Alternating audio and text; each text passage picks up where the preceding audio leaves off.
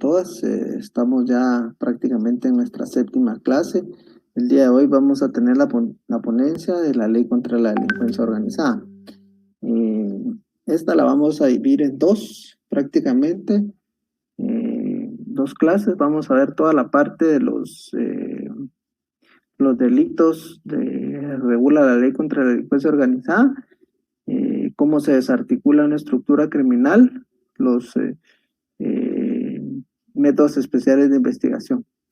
Eso es lo que vamos a ver el día de hoy. Vamos a platicar, les voy a comentar algunas de las experiencias, cómo he trabajado yo esta situación. Y el día de mañana vamos a tener exclusivamente el tema de colaborador eficaz, porque esta ley sí es bastante larga y la vamos a dividir en dos partes. El día lunes vamos a ver la ley Pina con el doctor Douglas y el día martes finalizamos con la ley reguladora del procedimiento de extradición. Muy buenas noches, sí, a todos. Quisiera ver si escuchan bien. Excelente, sí, hay buen sonido.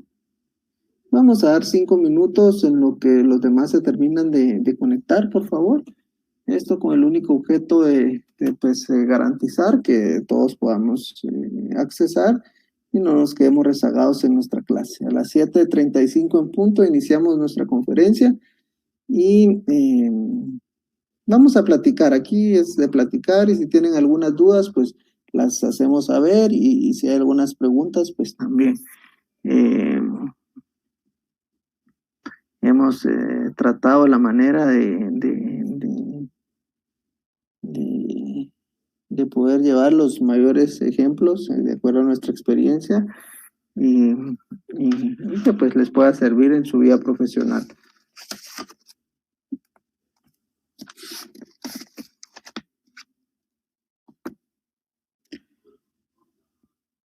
Muy buenas noches a todos. Gracias José Luis, Brenner, Pedro, Marcos. Muy buenas noches a todos. Excelente. Vamos a...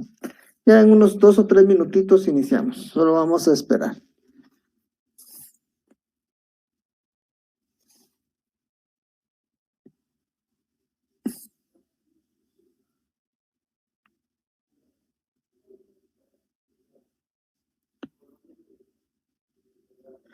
No, solo voy a ver una situación aquí. Vamos a ver.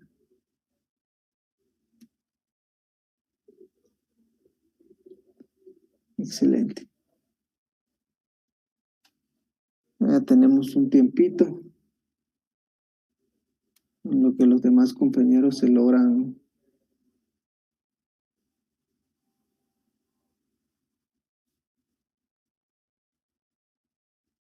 conectar.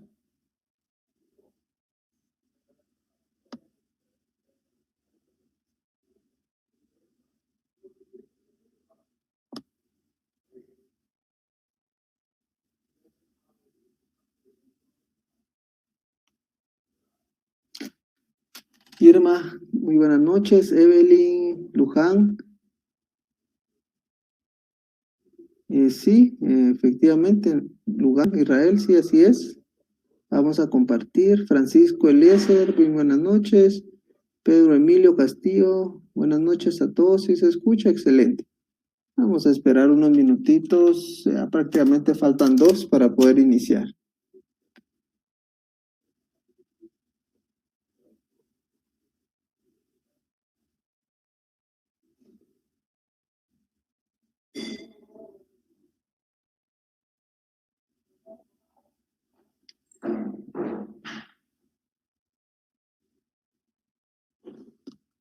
Bueno, vamos a... Mira la presentación, disculpen. Vamos a ver el chat. ¿Sí, van a compartir las conferencias? Sí, vamos a compartir. Buenas noches, bendiciones. Sí. Lo importante es que podamos ver la presentación también. Aquí voy a estar yo con el tema del chat. Quisiera consultarles también, qué bueno. Quisiera consultarles también la situación que podamos, si se nos va el sonido o se nos va la imagen o se traba, hay una pestañita arriba de su plataforma que dice reconectar. damos ahí reconectar en la cuestión verde y nos vamos. Si tenemos teléfono, debemos de ver que no tengamos datos dentro del teléfono, porque si ya no tenemos datos, de balde, porque no va a correr el sistema. Y si estamos en nuestra casa con Wi-Fi, verifiquemos que no tengamos otros aparatos conectados, porque eso también resguarda, a menos que tengamos un Internet Plus, pues, que tenga una buena velocidad y no impida esa situación. Sí, esta es la ley contra la delincuencia organizada, Catherine. Muy buenas noches, espero pues compartir algunas cuestiones y vamos a dar inicio. Vamos a desconectar un momento, bueno, vamos a platicar de la ley. Quisiera ver en el sentido de que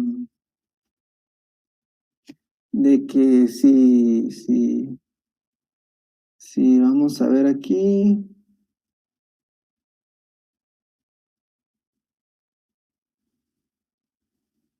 Bueno, ¿me escuchan todos ahí? Quiero verificar primero si me escuchan. Si me escuchan, pues damos inicio relacionado a este tema.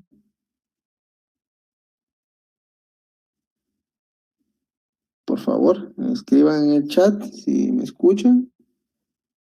Sí, excelente. Bueno, entonces vamos a dar inicio y quisiera comentarles una situación. La ley contra la delincuencia organizada es una ley que viene pues, a coadyuvar, ¿verdad? Con base frontal al tema del crimen organizado. Vamos a tocar algunas situaciones de la ley. No nos vamos a extender mucho en los tipos penales, pero sí vamos a platicar acerca de ellos.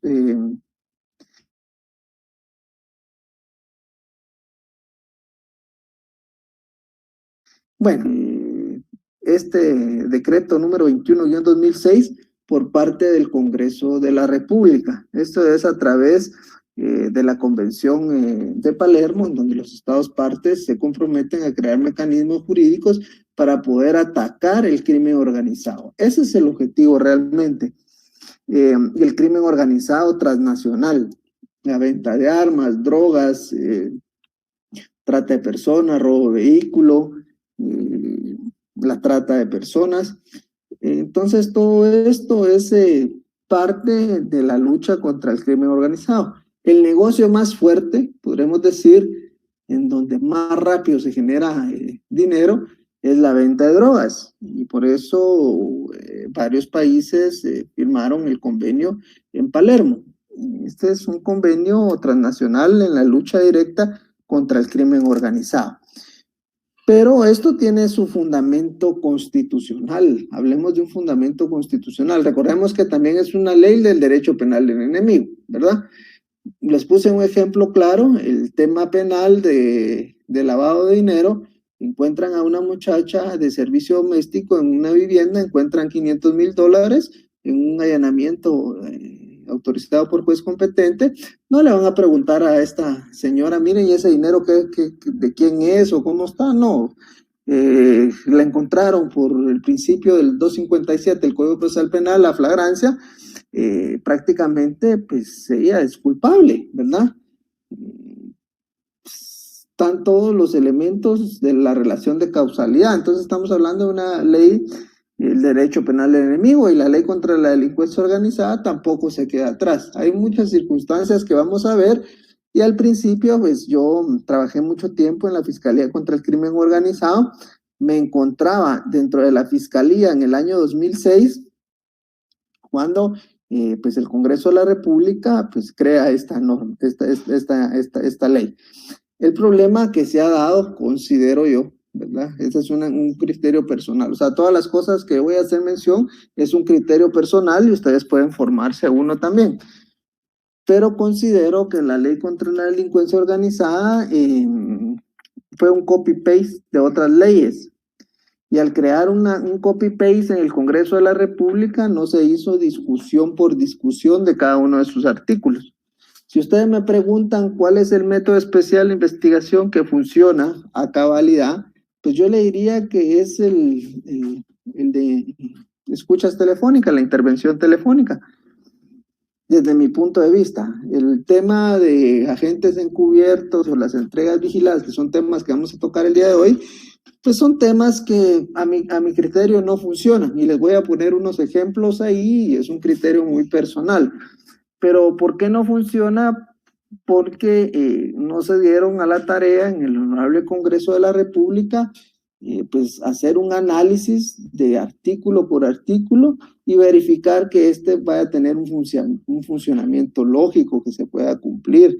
Hay situaciones en el agente encubierto que pone en un estado de indefensión al propio agente encubierto y pues hay situaciones en que debe de actuar el agente encubierto. Les pongo un ejemplo. En Estados Unidos hay agentes encubiertos que los entrenan toda una vida para un caso. Imagínense, solo para un caso. Es el caso que eso pues, salió en Discovery Channel y en varios canales, el tema del colador eficaz de la venta de armas en África por parte de la guerrilla colombiana, ¿verdad? Se infiltró un agente encubierto y empezó a hacer las negociaciones de la compra de venta de armas pues, que era de Europa hacia África, África hacia Sudamérica, y se infiltraron y pudieron descubrir toda esa estructura criminal, pero solo hizo ese caso y también lo pusieron a descansar en un programa de protección al testigo, le modificaron el nombre, lo cambiaron de ciudad, bueno, un tema también aparte para discutir en otra clase, el tema de protección al testigo que vamos a platicar el día de mañana, en el tema del colador eficaz. Pero ya contándoles un poquito los antecedentes,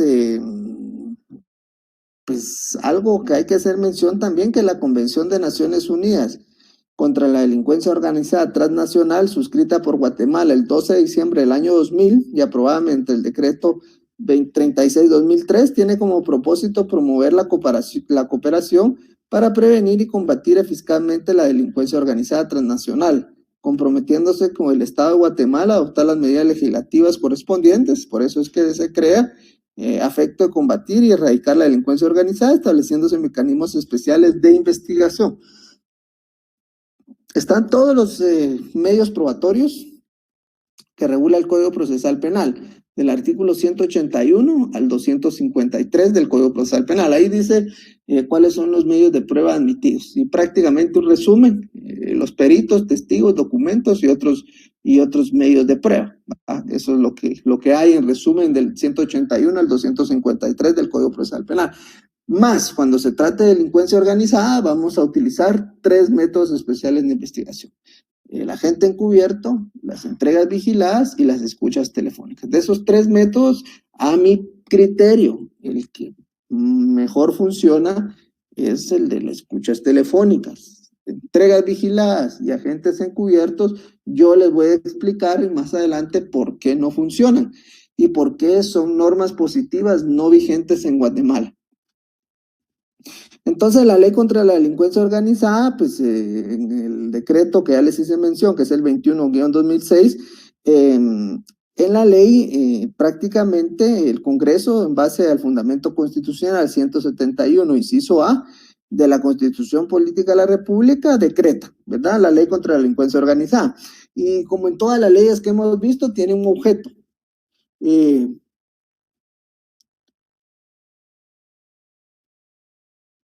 Tiene un objeto. Eso es lo que se entiende, ¿verdad? El objeto con relación a que tiene por establecer las conductas delictivas atribuidas relacionados a este tema, ¿verdad?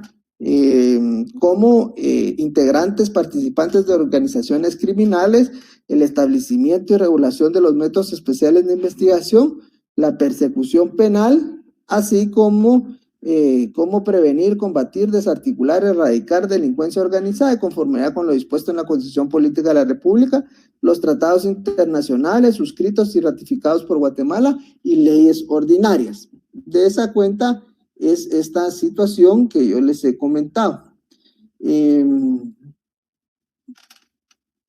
Entonces tenemos claro cuál es el objeto y prácticamente el artículo 1 nos dice a nosotros la estructura de la ley, qué es lo que está regulado en la ley, qué es lo que se puede hacer, qué es lo que no se puede hacer y prácticamente nos da una luz del camino a seguir para combatir la delincuencia organizada. Como les dije, prácticamente la ley contra la delincuencia organizada está dividida en los tipos penales, las formas de investigar las estructuras criminales, los métodos especiales de investigación, ¿verdad? Y el colaborador eficaz. Prácticamente eso es lo que vamos a tratar el día de hoy con la ley y vamos a ir viendo algunas situaciones.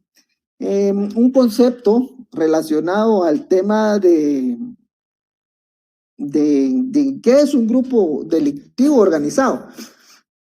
Bueno, el artículo 2 de esta ley dice que es un grupo delictivo organizado criminal. Para efectos de la presente ley se considera como grupo, organización criminal a cualquier grupo estructurado de 3 o más personas que exista durante cierto tiempo y que actúe concertadamente con el propósito de cometer uno o más delitos de lo siguiente.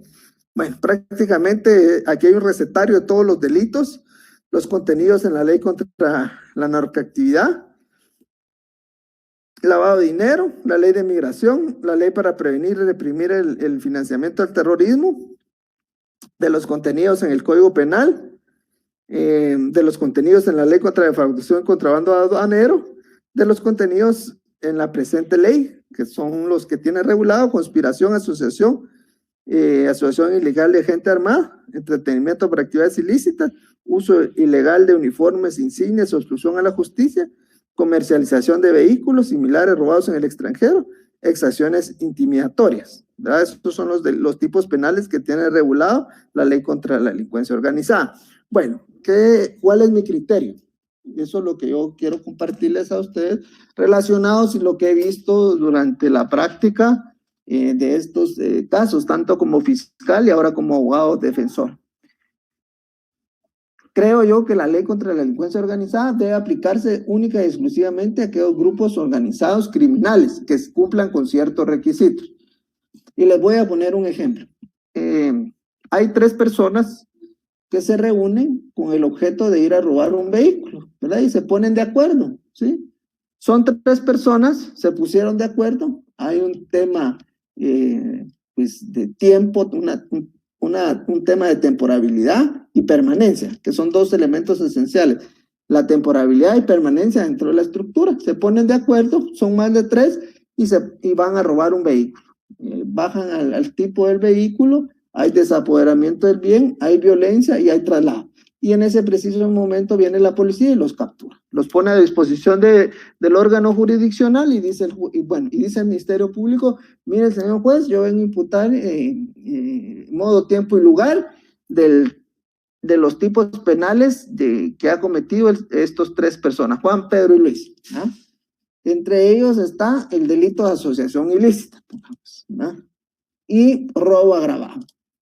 Bueno, ¿qué dice la ley o qué establece la ley? Dice que para perseguir estos delitos se aplicará la ley contra la delincuencia organizada y prácticamente son todos los tipos penales, prácticamente, porque dice todos los del Código Penal y todos los de leyes especiales, más los tipos penales que tiene la propia ley.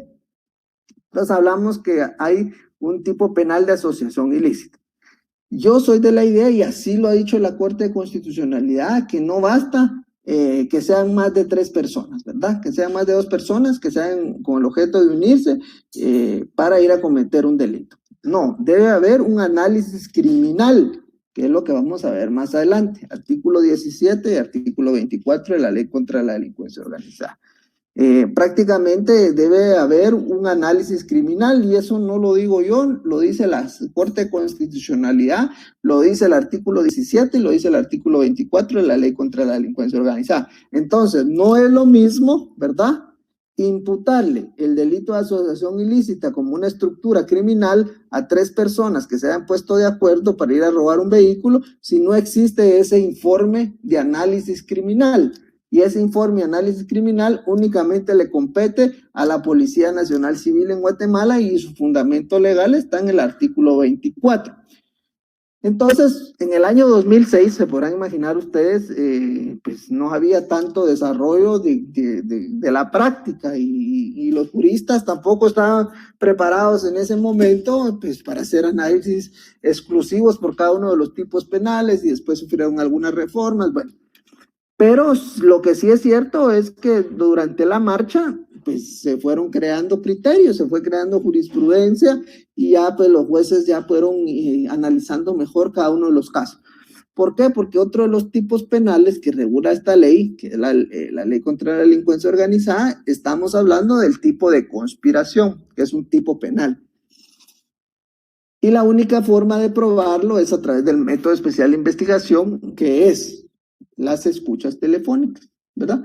Entonces las escuchas telefónicas sirven como medio probatorio para probar el tipo penal de conspiración. ¿Qué quiere decir esto? Hay un teléfono intervenido, ¿verdad? Con autorización judicial, no violentando el artículo 24 de la Constitución Política de la República, de la intimidad. Entonces están escuchando a la persona que va a cometer un acto ilícito. Y ese acto ilícito es que va a ir a matar a un piloto de un bus, por decirles algo.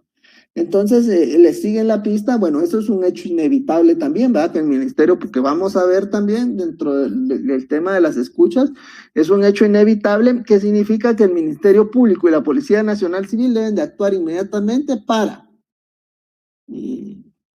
detener que se consume ese delito. Pero todos los actos propios de la consumación de ese tipo penal ya fueron pues escuchados y ya se empezaron a poner en marcha. Lo único que fue impedido por el Ministerio Público y por la policía por ese tema pues de un hecho inevitable.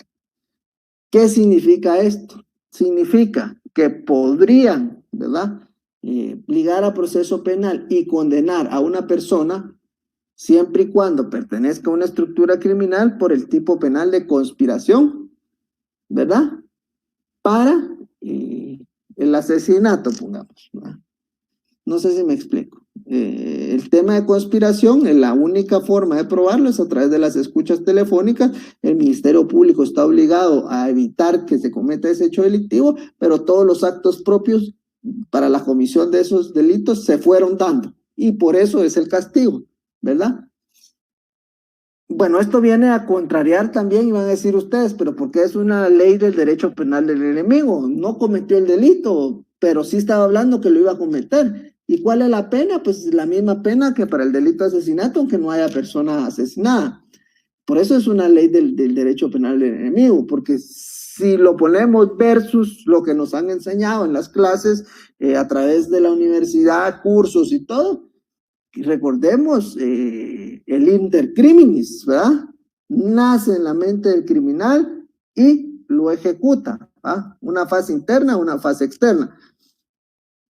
Pero esto entonces me van a decir ustedes, ¿y qué pasa ahí, pues, verdad? ¿Cómo vamos a sentenciar a una persona a 25 años y planificó un asesinato y ni siquiera lo realizó? Pero el método especial de investigación, que es la escucha telefónica, puede probar que todos los elementos propios de la comisión de ese hecho delictivo estaba planificado, lo único que no lo ejecutó. Y ese es el castigo, ¿verdad? Planificación de esos hechos delictivos, el desarrollo y por X, Y razón, es por el Ministerio Público, por la policía que impidieron la comisión de ese hecho delictivo. Estamos hablando de un delito de conspiración para el asesinato. Caso contrario, ¿verdad? Cuando no es crimen organizado, ¿verdad? Entonces sí estamos hablando que sí necesitamos el tema de la teoría del delito, ¿va? Que sea una acción típica, que sea una acción, que sea típica, antijurídica y culpable. ¿Cuáles los elementos de la acción? Conocimiento y voluntad. ¿Y qué es la acción?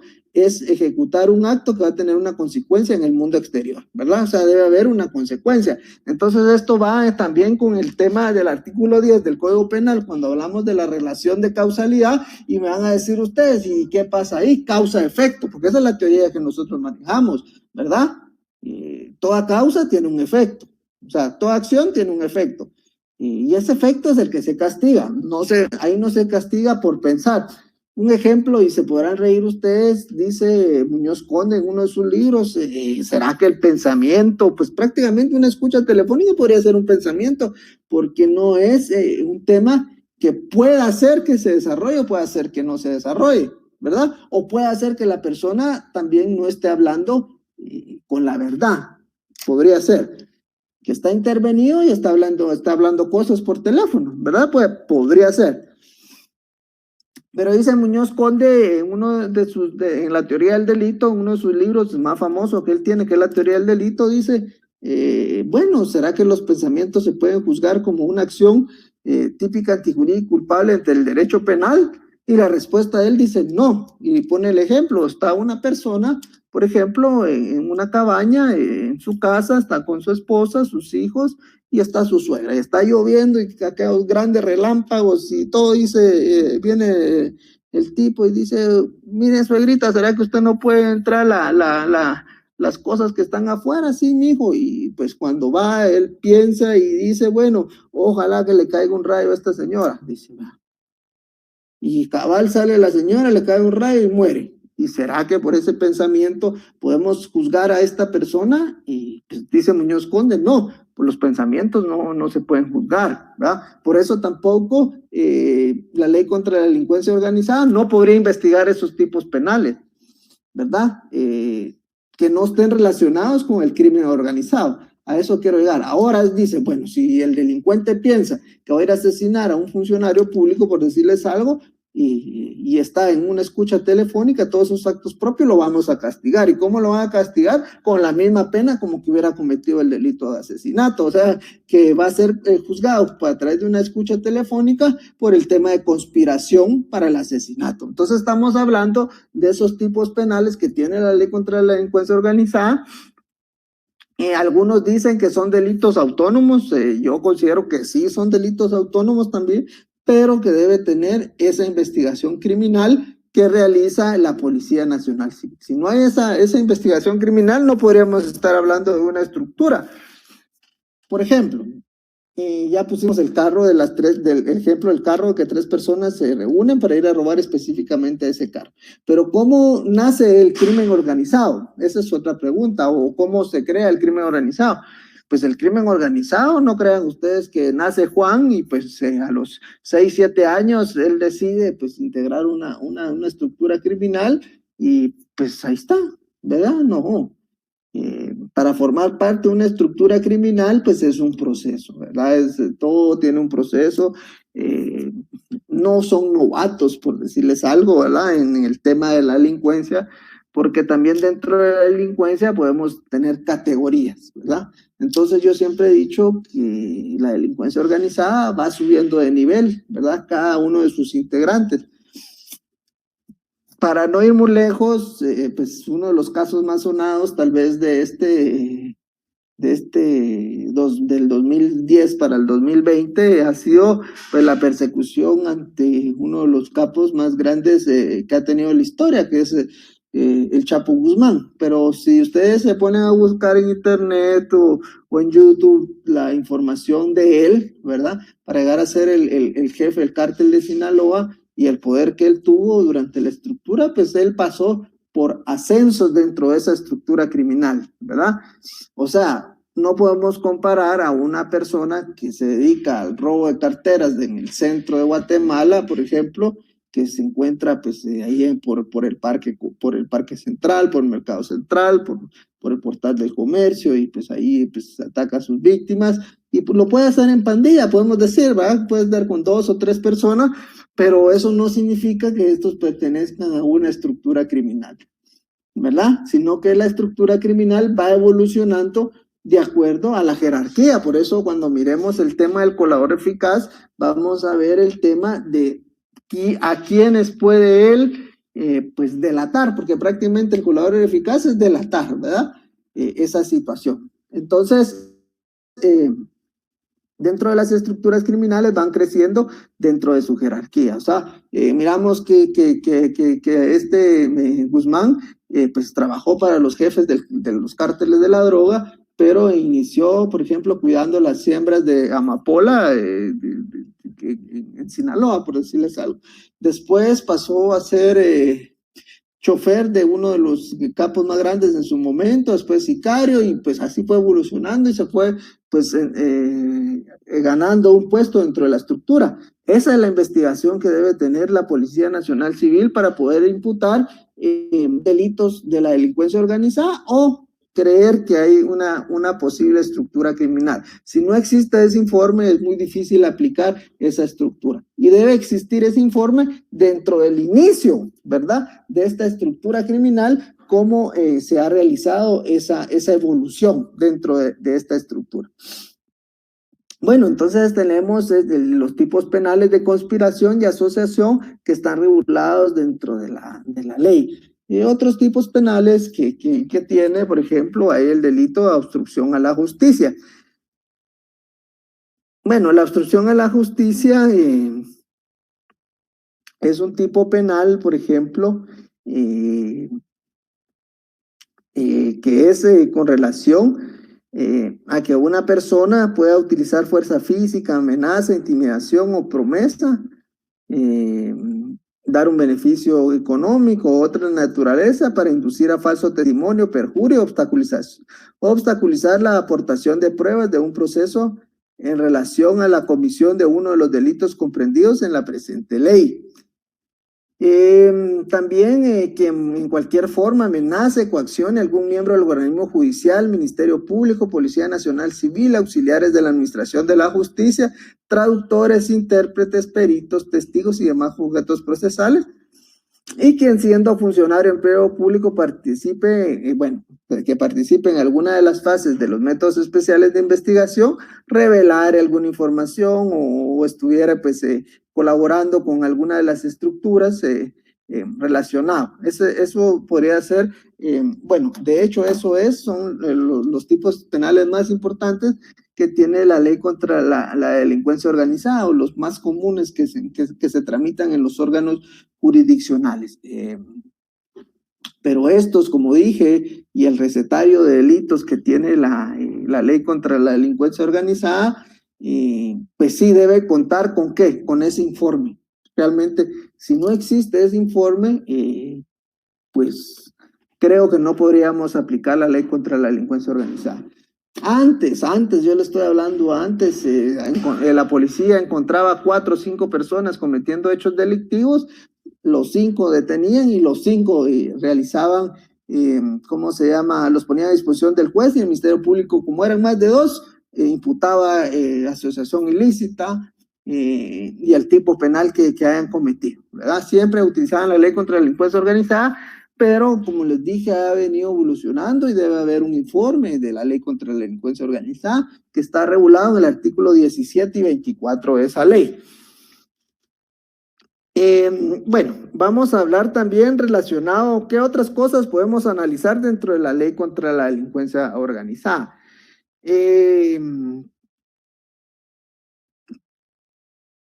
Los métodos especiales de investigación, pero no puede haber métodos especiales de investigación si no hay un informe, ¿verdad?, realizado por la Policía Nacional Civil que existe una estructura criminal. Eso con relación a esas situaciones. Bueno, después que analizamos los tipos penales más importantes que ya les comenté, ¿con qué métodos especiales de investigación se tienen que trabajar? Con los agentes encubiertos, las entregas vigiladas y las escuchas telefónicas. Dentro de cómo se va a realizar el proceso penal con sus plazos, todo relacionado al proceso penal, lo que se encuentra regulado el artículo 5, y todo lo demás, la primera declaración, etapa preparatoria, etapa intermedia, ofrecimiento de prueba, debate oral y público, la apelación especial o de fondo forma, la casación de fondo forma y la acción de amparo, va todo eso con los plazos y el procedimiento que está regulado en el Código Procesal Penal. El Ministerio Público puede realizar solicitudes o reservas de las actuaciones en estos temas, sí, puede realizar también reservas relacionadas, solo que aquí sí necesita solicitar la reserva en base a lo que establece el artículo 314 del Código Procesal Penal. Lo necesita establecer de acuerdo a ese procedimiento que establece ese artículo. Necesita autorización judicial, no como la reserva que se encuentra en la ley de lavado de dinero y en la ley para prevenir y erradicar el financiamiento al terrorismo, ¿verdad? Que ahí es un tema muy especial, que es hasta que se emita un auto de procesamiento, pueden dar intervención a las partes. Mientras tanto, se encuentra en reserva el proceso. ¿Existen pruebas anticipadas relacionadas a este caso? Sí.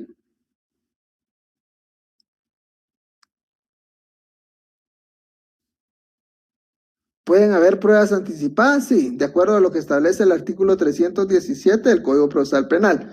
Ahora, si ustedes me preguntan, mire, pero el artículo 19, bueno, habla acerca de las pruebas anticipadas, debe fundamentarse en base a lo que establece el artículo 317. ¿Y cuál es el objeto de realizar una prueba anticipada? El miedo que no se pueda reproducir en un debate oral y público. ¿Y cuál es ese miedo? Pues que la persona se vaya a morir, que esté amenazada, o que vaya a sufrir algún vejame, o que se pueda perder la información. Bueno, ahí al 317 tiene un recetario de por qué, pero el por qué real es porque exista un miedo de no poderla llevar a un debate oral y público.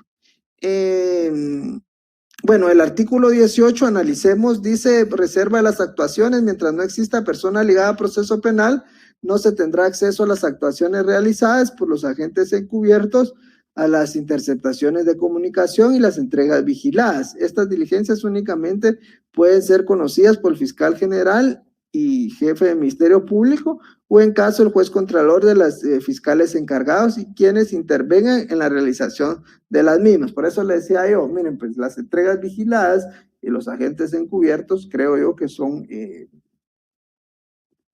métodos que todavía no ha podido, pues, en el proceso penal realizarse de conformidad con la ley. Ahora las escuchas telefónicas, sí. En el tema de las escuchas telefónicas, sí, no se puede otorgar escuchas telefónicas hasta que exista un auto de procesamiento. Entonces sí tienen acceso. Y aún así, teniendo acceso, hay algunas fiscales que les voy a explicar cuando miremos las escuchas telefónicas que se oponen a entregar pues las escuchas en sí, o sea, en un disco donde se encuentren grabadas todas esas escuchas telefónicas. Nosotros pedimos en un incidente la obtención de esas escuchas y el juez le ordenó a la unidad de métodos especiales que nos entregara las bitácoras y las escuchas, dependiendo el juez, el fiscal o el caso, puede hacer que no den las escuchas, pero lo que sí dan son las bitácoras o todo lo relacionado al tema de las escuchas. Generalmente en la primera declaración pues pasan las escuchas y lo único que hay que pedirle al juez que tenga un buen audio para que cuando pidamos nuestro disco podamos escuchar las escuchas que le fueron imputadas a nuestros clientes. Entonces ahí se puede obtener, pero la bitácora sí las entrega el Ministerio Público, ¿verdad? En otros casos nos ha entregado, pero hasta que exista auto de procesamiento. ¿Por qué? ¿Por qué esa reserva? Porque no le van a decir a usted, mire, lo estamos escuchando y pues ya no va, pues se pierde el sentido del tema de las escuchas telefónicas. Por eso es que está reservado únicamente para los sujetos procesales. ¿Y quiénes son los sujetos procesales en ese momento? Pues la fiscalía, ¿verdad? Que lleve el caso, que haya solicitado el método especial, y la UMI, que es la Unidad de Métodos Especiales de Investigación, que se divide con fiscales y agentes de la PNC. Relacionado a ese tema, pero cuando están, por ejemplo, delitos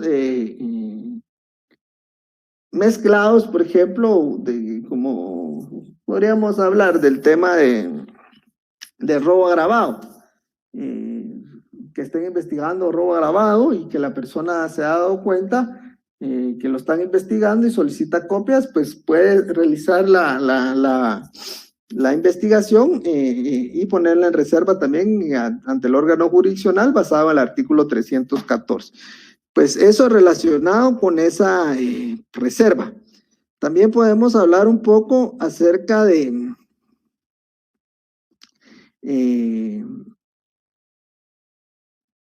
artículo 17. Fíjense, pues ahorita nos adelantamos un poquito al 18 del 19, pero ¿por qué nos adelantamos? Porque eso lo estoy explicando cómo más o menos está estructurada la ley, pero el artículo 17 sí es claro y dice lo siguiente. Alcances de la investigación en los procesos relativos a delitos que se refiere a esta ley. La investigación también deberá extenderse al descubrimiento de las estructuras, formas de operación, ámbitos de actuación de los grupos delictivos organizados. O sea, el artículo 17 dice, bueno, sí, cuando se investiguen estos tipos penales, estamos investigando una estructura criminal, ¿qué es lo que que se debe investigar? Primero, al descubrimiento de las estructuras. Debe de descubrirse que existe una estructura debidamente organizada. Posteriormente, formas de operación, ¿verdad? ¿Cómo es que opera la estructura criminal? Ámbitos de actuación, o sea, dónde está el territorio o los lugares donde hacen esas operaciones. Y ahí entonces el artículo se vuelve muy importante para la aplicación de esta ley. Porque entonces ya los jueces dicen, bueno, yo lo que quiero ver es ese informe de investigación y si fue corroborado, por decir que sí realmente existe una estructura criminal para poder autorizar los métodos especiales de investigación. Y es más, el artículo 24 ya le piden más características o requisitos esenciales a ese informe. Entonces dice el artículo 24, dice, cuando el Ministerio Público tuviera conocimiento, dice, de la existencia de un grupo delictivo organizado, ¿y cómo va a tener esa información? Porque la propia policía va a informar a la fiscalía, miren, existen estructuras de robacarros, existe una estructura de droga en zona 9, zona 8, zona 10, ¿verdad? Entonces, pero ¿quién es el que informa? La Policía Nacional Civil. Debe existir ese grupo organizado. Entonces viene el Ministerio Público y al tener conocimiento dice que debe de qué? Ordenar a la autoridad policial respectiva que realice un análisis con el fin de conocer su estructura organizativa. La policía respectiva, bueno, el Ministerio Público tuviera conocimiento de la existencia de un grupo delictivo, ordenará a la autoridad policial respectiva que realice ese análisis con el fin de conocer su estructura organizativa, ¿verdad? La agresividad de sus miembros, los lugares donde y con quién operan y, si fuere posible, los puntos débiles de la misma. Posteriormente ordenará la planificación, preparación y manejo de una operación para que la gente o agentes encubiertos infiltren la organización criminal con el fin de obtener información útil que sirva para lograr los objetivos establecidos en la presente ley. Entonces, ¿qué es lo que ordena la ley contra la delincuencia organizada? Bueno, el Ministerio Público tiene conocimiento que envíe una solicitud a la Policía Nacional Civil a través de sus distintas agencias de investigación que elaboren un informe de estructura. ¿Qué es lo que debe contener? Formas de operación, lugares de operación, grado de agresividad de sus miembros, ¿verdad? Dónde y con quién operan y otras características que van desarrollando en la habilidad investigativa que tiene la PNC. Bueno, si no existe ese informe del artículo 17 y del artículo 24, soy de la idea que no se puede aplicar la ley contra la delincuencia organizada, ¿verdad? Porque esto es clave modular. Y entonces, para investigar los tipos penales que regula la ley, ¿verdad? Que son todos los de la ley contra lavado de dinero, los leyes para prevenir la narcoactividad y todos los tipos penales que regula la propia ley contra la delincuencia organizada y todos los tipos penales del Código Penal, ¿verdad? Entonces ahí ordena. Y para investigar esas estructuras tenemos los 3 métodos especiales de investigación. El que mejor funciona, a mi criterio, que creo que es el único que funciona bien, es el método especial de escuchas telefónicas. Es el que vamos a ver más a detalle. Vamos a ver ahorita el tema del agente encubierto y les voy a explicar por qué creo yo que no funciona tan bien. Algunas operaciones de los agentes de la policía, por ejemplo, han manifestado como un agente encubierto, pero un agente encubierto no es un agente encubierto de una labor policial. Y les voy a contar qué creo yo o cómo se ha malinterpretado esos agentes encubiertos. Bueno, la Policía Nacional Civil tiene sus propios métodos de investigación. Media vez no vulneren las garantías constitucionales de las personas, pues pueden realizarse de una forma legal, ¿va? Porque el propio Código Procesal Penal y la propia Ley Orgánica de la Policía Nacional Civil le ordenan a la Policía Nacional Civil que debe realizar todas aquellas investigaciones para prevenir, en primer término, la comisión de hechos delictivos, ¿verdad? Y si ya se cometieron, la individualización de los mismos, la aportación de las pruebas para llevar a estas personas ¿a dónde? A someterse a la justicia. Eso es realmente lo que dice y establece pues, la propia ley. Pero cuando estamos hablando de agentes encubiertos, les voy a poner un caso. Fíjense, pues hay un caso que se daba mucho en el tema de extorsión y se sigue dando, ¿verdad? En el tema de extorsiones, recordemos que debe existir una amenaza, una intimidación en contra de una persona solicitándole que, pues algún beneficio económico, ¿verdad? Pongamos el caso. Entonces, en el tema de las extorsiones, cuando se materializa el tema de la extorsión, es cuando la persona, pues agraviada, da el dinero exigido para que no le hagan daño. Realmente ese es el tema penal, extorsionar a una persona para que no tenga un daño físico, integridad física, y lo dejan de perseguir, ¿va? Es una extorsión. Entonces, lo que se hace regularmente es que cuando las víctimas, por ejemplo, en el tema de los buses, las víctimas vienen y van a poner su denuncia al Ministerio Público.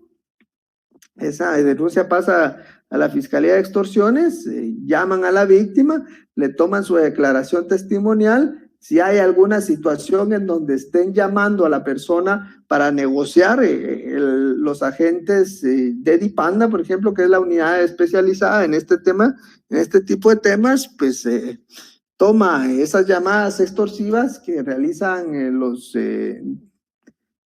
pandilleros, pongamos que los pandilleros están extorsionando por una cuota del bus semanalmente. Entonces viene, pone la denuncia a la víctima, lo llama al Ministerio Público, asigna a un agente de la PNC, asesor para que lo ayude, toma el control de la negociación y le dice, mire, fíjense que lo más que podemos darle son 3,000 quetzales, ya los tenemos. ¿Dónde nos juntamos? Pues nos vamos a juntar en el parque de la zona 18, ahí de la colonia Atlante, por decirles algo. Entonces viene y le piden a la víctima unos billetes para documentarlos, y documentan, y esa acta se llama un acta de documentación de dinero, de entrega por la extorsión, documentan el dinero, los 2 billetes, por ejemplo, de 5 quetzales con el número de serie que fue entregado voluntariamente con tal fecha, arman los paquetes con los billetes de 5 quetzales o 10, ponen papel periódico, ¿verdad? Y los envuelven en una bolsa, y estos son los que le entregan a los extorsionadores. ¿En qué momento son capturados? Al momento de entregarles el paquete, ¿verdad? En ese momento los agentes de la PNC los capturan, pero se ha mal llamado, y eso creo que no son agentes encubiertos, porque los agentes encubiertos se manifiesta, yo creo que es una operación oficial de la PNC, pero no son agentes encubiertos. Se encuentran pues cerca del parque, unos tomando un cafecito, otros pues lustrándose los zapatos, otros está como un heladero, por ejemplo, y están ahí vigilando, ¿verdad?, la zona, para no ser descubiertos, pero eso no es agente encubierto, eso es una operación policial, porque para ser agente encubierto, ya vimos, es para integrarse a una estructura criminal, descubrir los alcances de operación, grados de agresividad, lugares de operación, dónde es que se mantienen, dónde están las armas, dónde está el dinero, dónde están los vehículos, quiénes son los sicarios. Ese es el objeto de un ¿cómo se llama?, un agente encubierto. En este caso, pues están realizando una operación policial. Para no ser descubiertos, pues optan pues a hacer actividades que pasen desapercibido de la vista de las personas, y en el momento de entregar el dinero los capturan, pero eso no es agente encubierto. Eso se ha confundido. ¿Por qué? Porque la agente encubierto necesita un permiso, ¿verdad? Y debe tener un control de parte de la fiscalía. Y debe hacerse constar. Y si analizamos el artículo 21, podemos decir de la Ley contra la Delincuencia Organizada que se entenderá por operaciones encubiertas aquellas que se realicen los agentes encubiertos con la finalidad de obtener información o evidencia que permitan procesar a las personas que forman parte de los grupos delictivos organizados y su desarticulación mediante el diseño de estrategias eficaces con estricto control ¿de qué? Del Ministerio Público. Pero el problema de un agente encubierto, y se los quiero hacer saber, es, por ejemplo, si imagínense un agente encubierto, primero debe ser policía, ¿verdad? Aparte que debe ser policía nacional, debe tener un entrenamiento, una capacitación. Yo no estoy diciendo que nuestros agentes de la PNC no puedan hacer agentes encubiertos. Creo que la propia ley, cuando se crea, no previó esos mecanismos de una escuela, de un lugar donde se formen verdaderos agentes encubiertos. Porque ser agente encubierto tiene sus riesgos. Y entre esos riesgos, por ejemplo, de infiltrar a un agente encubierto en una estructura como la M18, pues yo les diría que no se puede, realmente no se puede infiltrar. Hablan que hay agentes encubiertos dentro de las estructuras criminales, de las pandillas, porque cuando dice los agentes encubiertos nos pasaron la información, creo yo, con todo respeto, si hay un agente de la PNC aquí, es mentira. Lo que tiene la Policía Nacional Civil son informantes, ¿verdad? Que son delincuentes que le pasan información veraz a la policía y después la policía pues ya la judicializa, ya pone la denuncia, pues es un tema que tampoco está regulado en nuestras leyes, ese tipo de información. Esa es información de inteligencia de parte de la PNC, obtener información de los propios delincuentes relacionados a actividades ilícitas que tienen los miembros o los miembros contrarios, ¿verdad? Entonces, de esa forma se puede dar cuenta a la policía, pero esos no son agentes encubiertos. Son gente que pasa información y pues veraz a la policía y la policía investiga y pues si resultan capturas está bien. Así creo yo que funciona el tema de los informantes, pero no es agente encubierto, porque el agente encubierto, por ejemplo, como les digo, tiene que ser Policía Nacional Civil, 1. 2, si ustedes se ponen a analizar y pensar, ¿ustedes creen que un agente encubierto de la Policía Nacional Civil puede infiltrarse en la Mara 18? Yo les diría que no, no se puede. ¿Por qué? Porque yo he analizado, he estudiado, he tenido muchos casos cuando estuve en la Fiscalía contra el Crimen Organizado, de cómo se forman las pandillas, mucha investigación.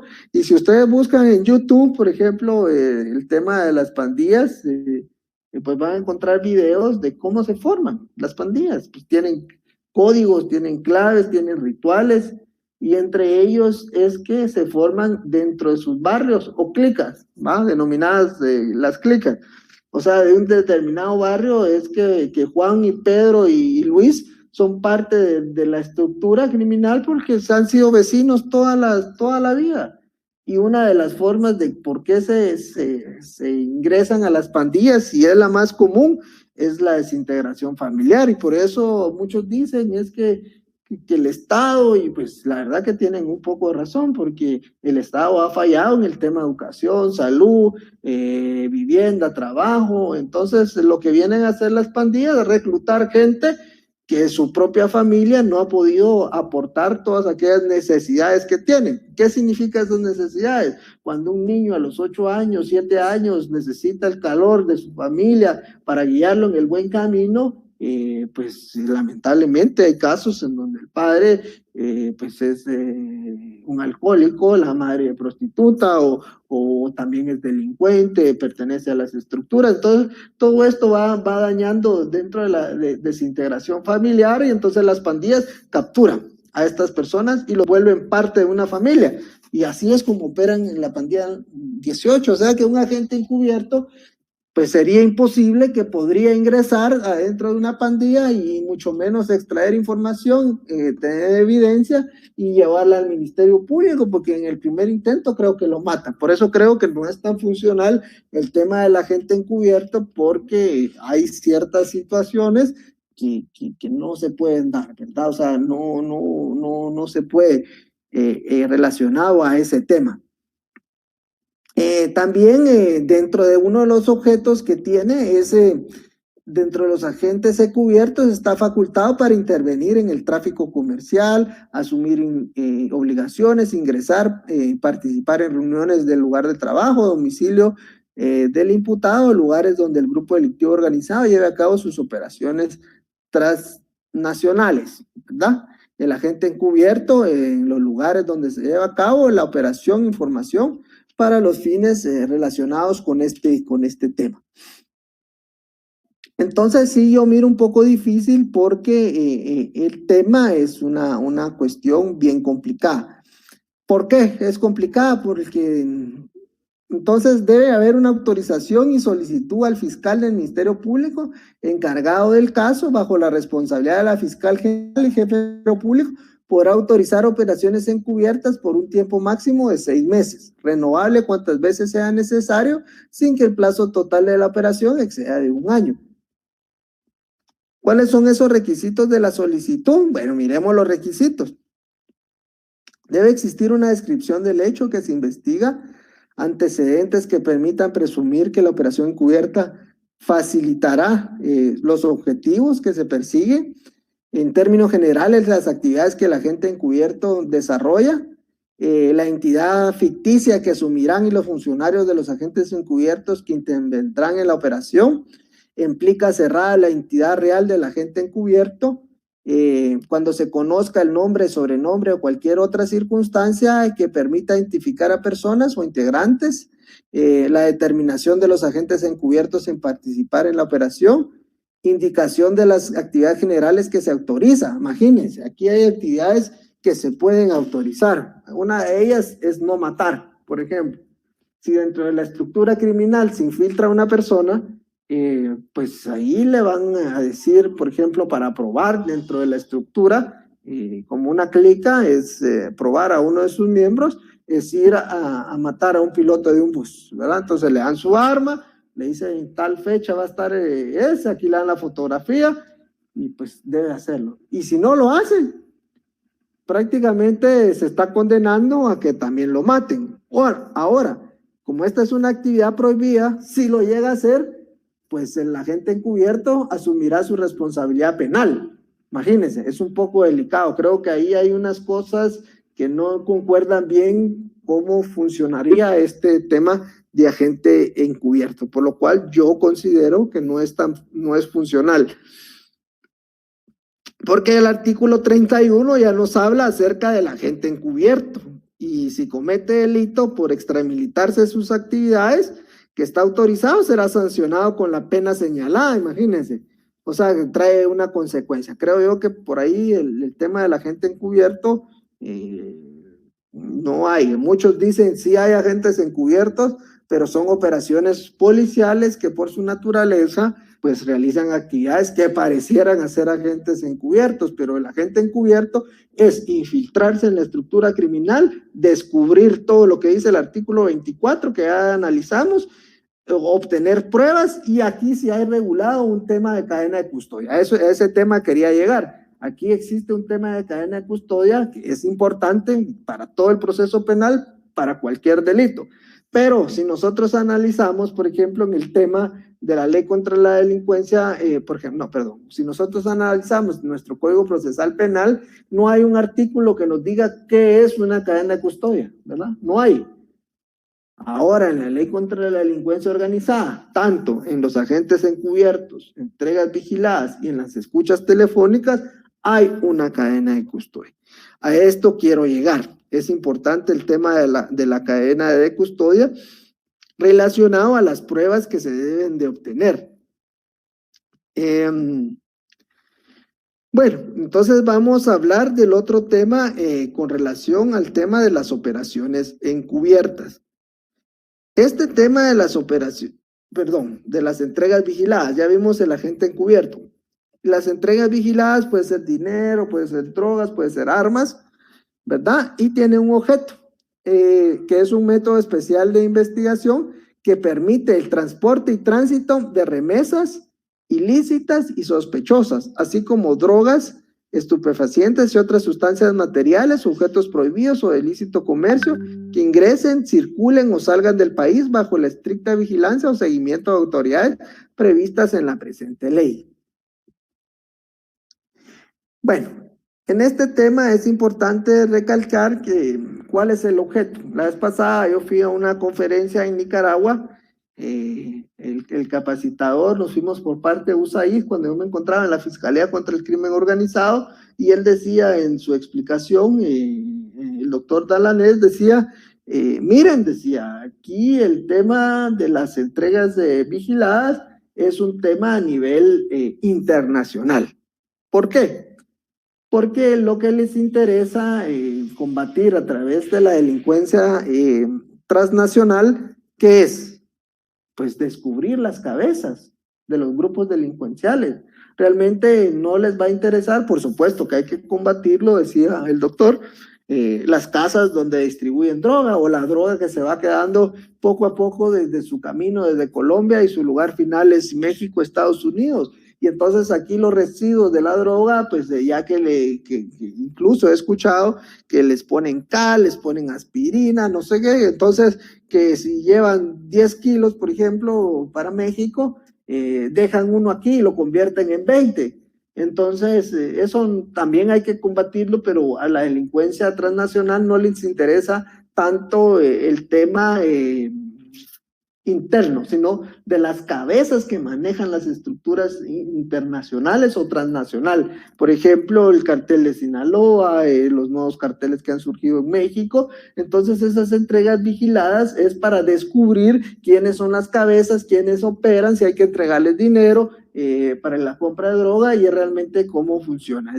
Pero ese ya es un tema más que todo a nivel internacional, en donde se quieren descubrir cabezas de líderes reales de estructuras criminales en Colombia, pues se realizan todo este tipo de operaciones en conjunto. El tema de las entregas vigiladas. Tampoco podemos llamar una entrega vigilada la entrega que realiza el agente de la Policía Nacional Civil cuando entrega el dinero a la extorsión, porque ese no es el objeto ni es el método que establece la ley contra la delincuencia organizada. Vimos que es un tema más transnacional y lo que quieren golpear, ¿qué es? Las estructuras principales de arriba. No es el tema de la extorsión, que yo pongo mi denuncia y pues se hacen los paquetes y se entregan. No, esa no es una entrega vigilada, ese es un mecanismo o técnica de investigación de parte de la policía, porque también la entrega vigilada tiene que contar con ciertos requisitos legales y ciertas autorizaciones.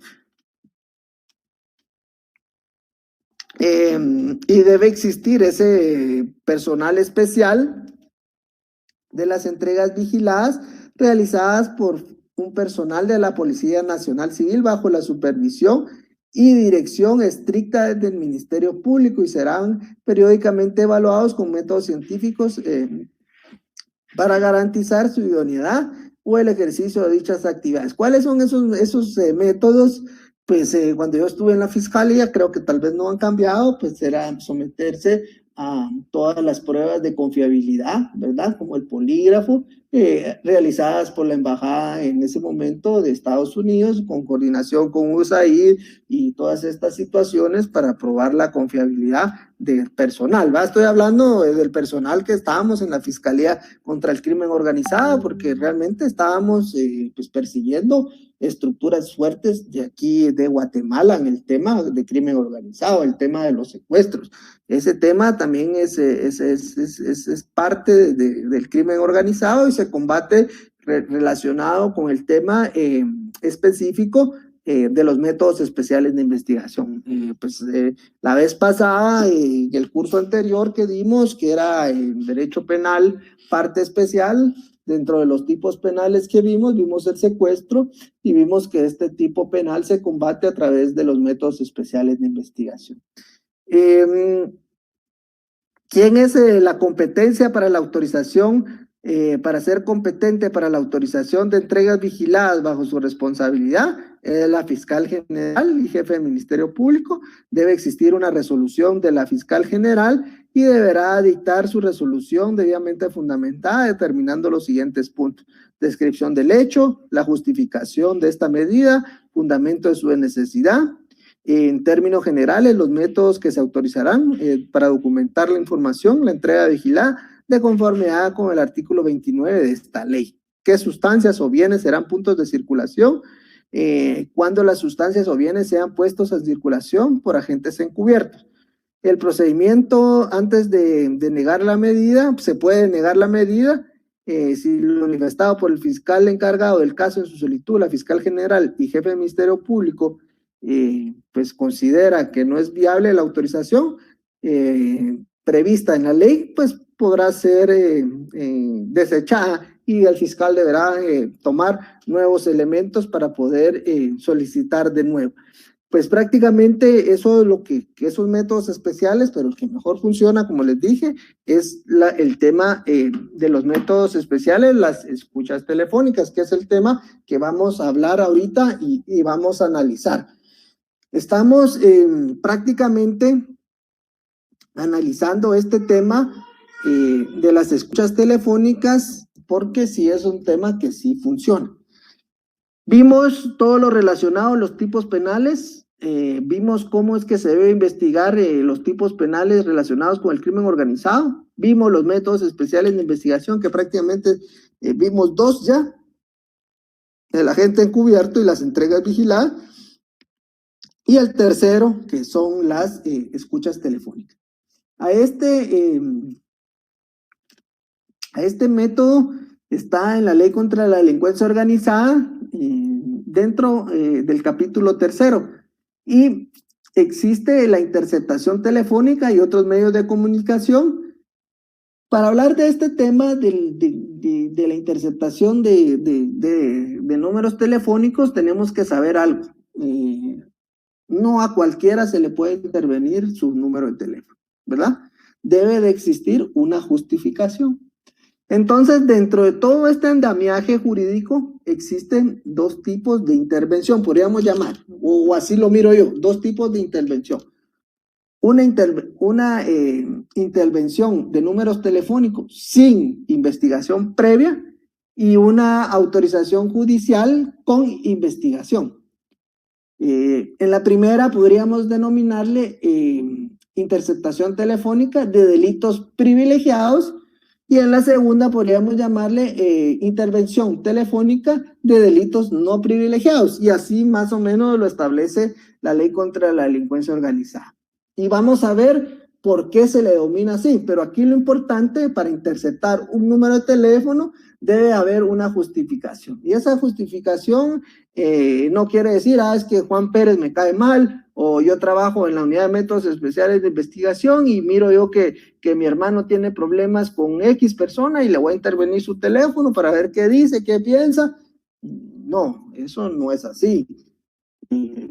La Constitución Política de la República, en su artículo 24 de la Constitución, establece que no se debe violentar la intimidad de las personas, ¿verdad? Es un derecho a la libertad, y si se interviene, debe contar con autorización judicial. En cualquiera de los dos casos que habíamos platicado, en el de delitos privilegiados y en el de no privilegiados, por decirles una cosa, se necesita autorización judicial. No puedo intervenir un teléfono de una forma arbitraria o porque me cae mal o porque yo considero que sí es parte de una estructura criminal, no. Solo el juez puede autorizar la intervención de llamadas telefónicas. Y para eso necesita una justificación. ¿Cuál es esa justificación? Cuando sea necesario evitar, interrumpir y investigar con el objeto de interceptar, grabar y reproducir comunicaciones orales, escritas, telefónicas, radiotelefónicas, informáticas y similares con espectro electromagnético. Ese es el objeto. La solicitud. El Ministerio Público solicita la autorización del juez. Bueno, Pero aquí hay una parte especial. ¿Por qué hay una parte especial? Porque la unidad que está investigando de parte del Ministerio Público debe de justificarle a la unidad de métodos especiales de investigación, que es la unidad a cargo del tema de la ley contra la delincuencia organizada, con el objeto de que ellos vayan a un órgano jurisdiccional a solicitar la medida de intervención telefónica. Entonces, ¿quién es el Ministerio Público? Y con autorización del juez. Cuando ya se encuentre con control jurisdiccional, se debe dirigir al órgano jurisdiccional que tiene a cargo dicho expediente. Si no existe órgano jurisdiccional que tenga dicho expediente, pues debe ser al juzgado de primera instancia penal, narcoactividad, delitos contra el ambiente de turno. Los requisitos. Hecho delictivo que se investiga, por ejemplo, pongamos el tema de extorsiones, ¿verdad? O de plagio y secuestro. Cualquiera de los dos. Ahora les adelanto. El delito de extorsiones no es un delito privilegiado, sí necesita investigación previa. El delito de plagio y secuestro es un delito privilegiado y no necesita investigación previa. Y les voy a explicar por qué. Porque el delito de plagio y secuestro o delitos contra la vida, ¿verdad? Que son delitos privilegiados, ¿por qué no necesitan una investigación previa como el delito de extorsión? Con el simple hecho de que exista una declaración de un agraviado y que indique, por ejemplo, esta persona se fue secuestrado, mi papá, en horas de la mañana, en la 15 calle 12-50 de la zona 10, por decirles algo, a las 10 de la mañana pone su denuncia y automáticamente la OAP, si llega a OAP, lo remite inmediatamente a la Fiscalía de Secuestros y la Fiscalía de Secuestros automáticamente llama al Comando Antisecuestros, que para mí es el mejor, la mejor, ¿cómo se llama? Agencia de investigación que pueda tener la Policía Nacional Civil y una de las mejores a nivel de Latinoamérica. Creo que el equipo del Comando Antisecuestro es uno de los mejores que existen. Están bien capacitados parte de nuestra Policía Nacional Civil. Entonces, no necesita esa investigación previa, ¿verdad? Como en el delito de extorsiones, que hay que verificar qué número es, hay que pedir autorización judicial a quién le pertenece el número, antenas, declaraciones, testimoniales, información a las cárceles. No, aquí con el plagio y secuestro únicamente basta con que dé su declaración la víctima y que exista un número telefónico en donde estén pidiendo rescate, por decirles algo. No necesita más investigación con eso y automáticamente el juez debe autorizar la intervención de ese número telefónico. Y la unidad de métodos especiales de investigación tiene líneas asignadas únicamente para la investigación de delitos de plagio y secuestro. O sea que es un delito privilegiado, le podemos decir, ¿verdad? Porque también el bien jurídico tutelado aquí es la vida, es la libertad de la persona. Entonces, ya vimos que existen requisitos, el hecho delictivo, delitos que se pretenden perseguir, números de teléfono, frecuencias o direcciones electrónicas. La solicitud, descripción de las diligencias y medios de investigación hasta el momento se hayan hallado, ¿no? O sea, hay que justificar. Justificación del uso de la medida, fundamentación de la necesidad e idoneidad y nombre de las personas. Casos privilegiados, como les dije, peligro a la vida, libertad de las personas. Procedimiento verbalmente, vía oral, unipersonal, idoneidad de la medida, juez resuelve en forma inmediata. Ahora, quisiera explicarles un poco acerca del tema, por qué es importante la utilización de métodos especiales de investigación. Y el más importante es el tema de las escuchas telefónicas. Voy a comentar un caso que nosotros investigamos hace muchos años, ya se resolvió, entre muchas cosas que vimos cuando estuvimos en la fiscalía, es que dentro de grupos organizados delincuenciales se conocen, ¿verdad? Como por ejemplo, el secuestrador conoce al que hace pues, y tiene el negocio de los vehículos robados, incluso internacionalmente. Conocen a los que venden las armas, conocen a los que venden los vehículos, conocen a los que cambian el dinero, hay trasiego de dinero, bueno. Entre ellos se conocen, secuestradores con narcotraficantes, todo se conoce. Y en una intervención de un seguimiento que se le estaba dando a un capo de la droga, pues interceptan una llamada. Eso se le llama un hecho inevitable. Entre el hecho inevitable habla con un tipo que al final también se le estaba persiguiendo por la banda de secuestradores. Y este tipo le dice que realmente llegaran a ver un partido de fútbol. Imagínense, ir a ver un partido de fútbol.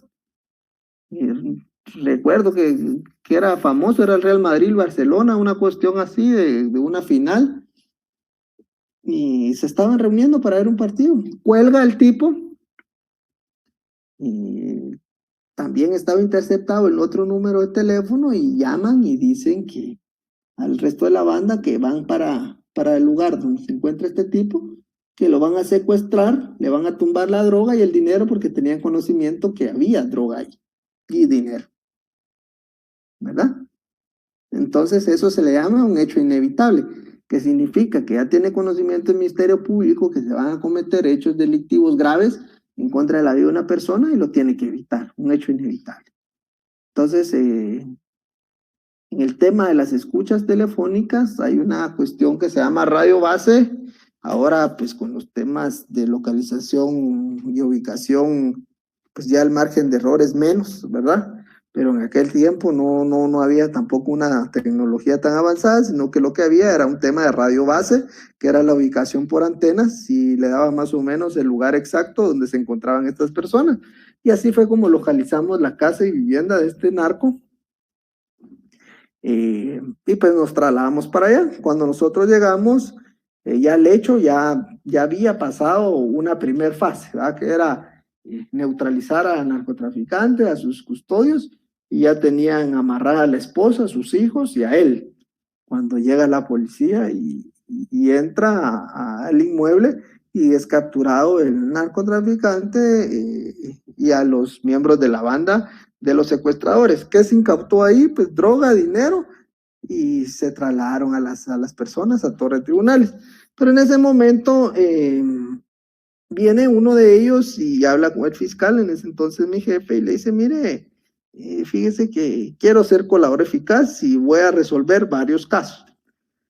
Hágame eso es lo que vamos a ver el tema de mañana, pero le estoy adelantando, hágame el oficio, por favor, solicitándome que usted quiere ser colaborador eficaz. Bueno, eso es cómo se capturó a esa banda, cómo se capturó a esta estructura criminal que era de narcotráfico y de secuestradores.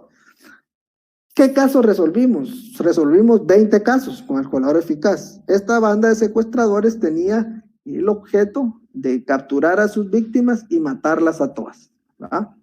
O sea, no dejaba víctima viva. Y llamaba y cobraba el rescate 2, 3, 4, 5 veces, o las veces que aguantara la víctima, y pues nunca devolvían a los que secuestraban, los mataban. Y entonces uno de los casos que a mí me llamó la atención era que el 90% de los secuestros o el 95% de los secuestros, la información sale de la gente cercana a uno. ¿Qué significa esto?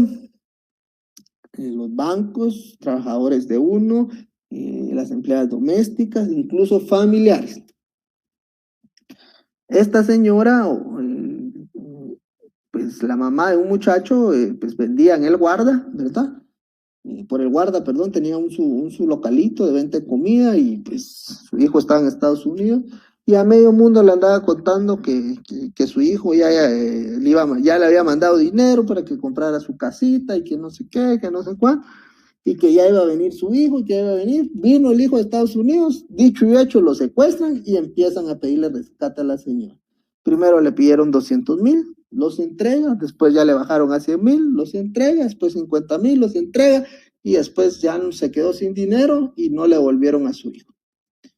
Bueno, cómo descubrimos el tema, que es el tema que vamos a ver mañana a través de la colaboración eficaz, pero ¿qué tiene que ver con el tema de las escuchas telefónicas? Mire cómo se llegó a tanto, a descubrir la verdad de 20 casos.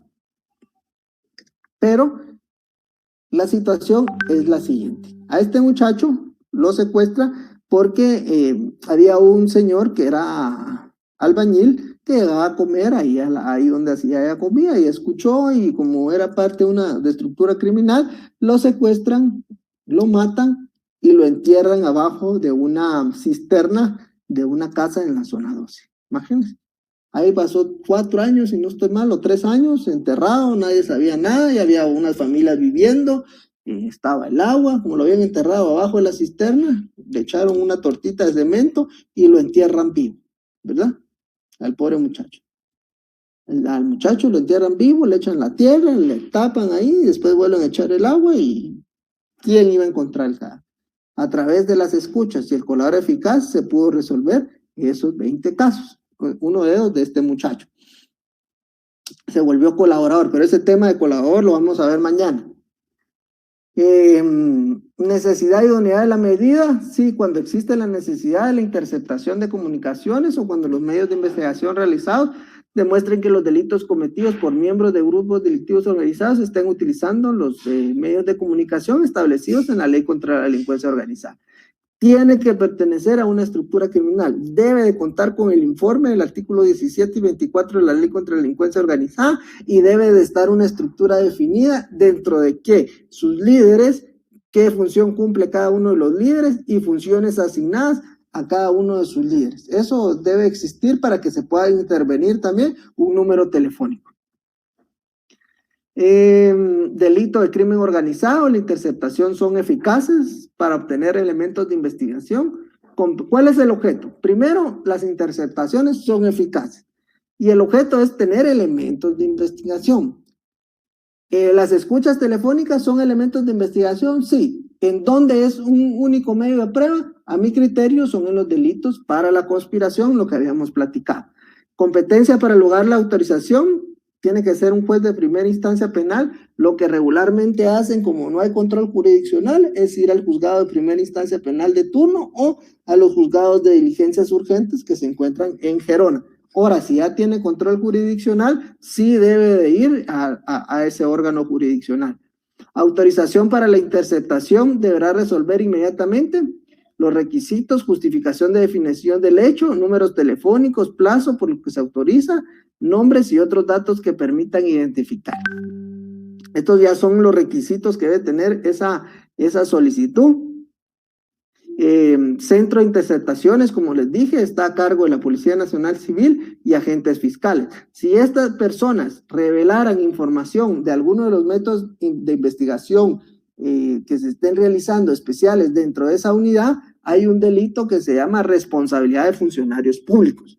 Tiene una pena elevada por la revelación de esos secretos, y aparte está también el delito de obstrucción a la justicia. Control judicial de las interceptaciones, los jueces de primera instancia penal que hayan utilizado las interceptaciones, informe sobre las interceptaciones, duración de la medida. Generalmente lo dan por 15 días y cada 15 días hay que ir renovando. Transcripción de las grabaciones, existe el acta declarada de transcripción, que es lo que le digo, que es como la sinopsis o el tema donde se encuentra el resumen. Debe existir un control de la defensa, como les dije, en los casos, en la mayor casos que yo he visto, o en todos los que he visto prácticamente, el Ministerio Público durante la etapa de investigación no revela y no indica nada relacionado a este método especial de investigación. Existe auto de procesamiento. Lo que hemos hecho y lo que he hecho yo es que le pido al juez en cualquiera de los órganos jurisdiccionales que llame al técnico el sonido o el que le mire el sonido ahí del juzgado para que afine bien el sonido y que tenga un buen sonido las escuchas telefónicas para que queden grabadas en la primera declaración del sindicado. Porque después pasa que cuando escuchamos el disco no se oye bien y hay un problema ahí. Cuando le queremos pedir las escuchas al Ministerio Público, dice el Ministerio Público que no las puede dar ni revelar, porque podrían caer en el delito del artículo 71, si no estoy mal, que es la responsabilidad de funcionarios públicos, y de eso se agarra, que no pueden revelar, que no pueden dar nada. Entonces, lo que hemos pedido es un incidente en la entrega inmediata por el control de la defensa para que nos entreguen las escuchas telefónicas y las transcripciones, y nos las han otorgado algunos jueces. Otros jueces solo lo único que han ordenado es la transcripción y en la primera declaración, pues garantizarnos que esté bien grabada la primera declaración, porque ahí están las escuchas. Podría ser que tengan razón, porque si hay más teléfonos involucrados, ¿verdad? Tampoco el Ministerio Público puede estar ahí alterando esos discos, que nos da una parte, nos da otra, o lo graba completo, o mejor no lo graba.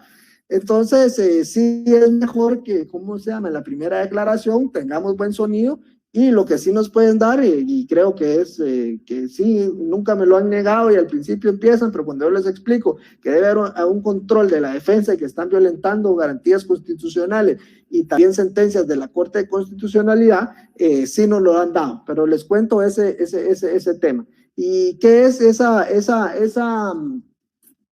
hallazgo inevitable? Lo que habíamos platicado, ¿va? Que dentro de se está investigando un delito y resulta otro delito. Eso sí es un hallazgo inevitable. Registro y conservación de archivos, creo yo que no es funcional tampoco, pero es un criterio muy personal. ¿Por qué? Porque los jueces de primera instancia penal harán un libro de registro de las solicitudes presentadas a consideración, de fecha y hora que fueron recibidos, el número de solicitud y el nombre del representante del Ministerio Público. Perdón, este libro sí es importante. El registro y conservación de los archivos, súper importante, es importante este libro. Esto es lo que no es funcional, esto es lo que yo les digo, destrucción de los archivos. Creo yo que no se puede destruir los archivos y les voy a explicar por qué. Yo hace mucho tiempo creía, ¿verdad? Creía y estaba convencido de que pues el tema del inicio del proceso penal, juzgados de primera instancia penal, el tribunal de sentencias, salas de apelaciones, casación, la CC, juzgados de ejecución, y una vez ejecutada la sentencia, pues ahí se acababa el tema. Creía yo mucho tiempo, ¿verdad? Pero ahora me he dado cuenta que hay condenas erróneas. Y he visto a través de la televisión, series e incluso varias situaciones en el tema de que se pueden, pues, ¿cómo les digo? Rectificar aquellas sentencias. Entonces me puse a estudiar porque tampoco era un área que yo era experto, pero sí me puse ya a estudiar y me puse a analizar. Aquí no se pueden destruir los archivos porque todavía existe el recurso de revisión. Recordemos que el recurso de revisión se tramita ante Corte Suprema de Justicia, Cámara Penal, y puede hacer ahí que se ordene una nueva sentencia o que se inicie un nuevo debate. Entonces, no se pueden destruir los archivos, no se puede, porque de repente se inicia con el recurso de revisión, que es un recurso, creo yo, extraordinario, y ya lo he estado estudiando y me parece perfecto la revisión de aquellas condenas erróneas, que puede haber un error y porque no se planteó bien la apelación, se falló en la casación, que es tan estricta en los requisitos, y se perdió porque realmente había una mala defensa, ¿verdad? O tal vez no mala defensa, sino que la palabra era correcta, con falta de experiencia para este tipo de recursos, se perdió el caso. Recordemos que todos podemos volvernos expertos en algún tema porque de repente trabajamos en Cámara Penal y podemos manejar muy bien el tema de la casación, pero con el tema de los juzgados de primera instancia, lo que se realiza, podría ser que no sea tan bien. Entonces, el recurso de revisión es un recurso maravilloso, porque ahí se pueden rectificar de repente aquellas malas praxis que se hayan utilizado o el desconocimiento de alguno de los procedimientos, como por ejemplo que se deniegue una casación y al denegarse la casación se estaría violentando también el derecho de defensa de la persona por no cumplir con los requisitos esenciales que indica la ley. Y fíjense que la casación, todos dicen hay que plantear la casación, pero no es solo de plantear la casación, hay que estudiar por qué se va a plantear la casación, si realmente procede la casación, si es de fondo o forma. Pero entonces en el recurso de revisión, a esto quiero llegar, que solo era un comentario, era que la destrucción de archivos podría ser imposible porque se podrán requerir en un momento determinado en el último de los recursos, que sería el recurso de revisión. Entonces yo sí no estoy de acuerdo que los archivos puedan ser destruidos bajo supervisión del juez un año después de finalizada la persecución penal o sentencia impuesta, pero aquí le faltó debidamente ejecutoriar y una vez agotado el recurso de revisión. Puede haber una solicitud de prórroga, término de la interceptación, forma de hacer constar el resultado de la planificación. La solicitud de prórroga también la hace el juez de primera instancia penal. ¿Qué es la solicitud de prórroga? Que se siga interviniendo el número de teléfono. Forma de hacer constar el resultado de la interceptación, ya vimos que es a través de una bitácora, una sinopsis, un acta. Aquí estamos hablando de la cadena de custodia. Mire, esto es importante. El tema de la cadena de custodia en todo el proceso penal es importante y tiene un objeto. Dice, los documentos, libros, objetos, cintas y cualquier otro registro obtenido en las interceptaciones se enumerarán en original y en duplicado de forma progresiva y contendrán los datos necesarios para su identificación. Se guardarán en sobre sellado para conservar la cadena de custodia de la prueba y el fiscal encargado del caso será responsable de su seguridad, cuidado con integridad, dejando constancia de todo acto que realiza con esa cadena. Ahora miren, pues, a mí me pasó en un caso. Yo les voy a comentar el caso. Estoy en un debate oral y público. Tengo la reproducción de las escuchas telefónicas y algo que es importante. Fíjense que la escucha telefónica solo le puede afectar al titular que ha sido autorizado por juez competente. Eso significa que si yo vengo y hablo con B, por ejemplo, ¿verdad?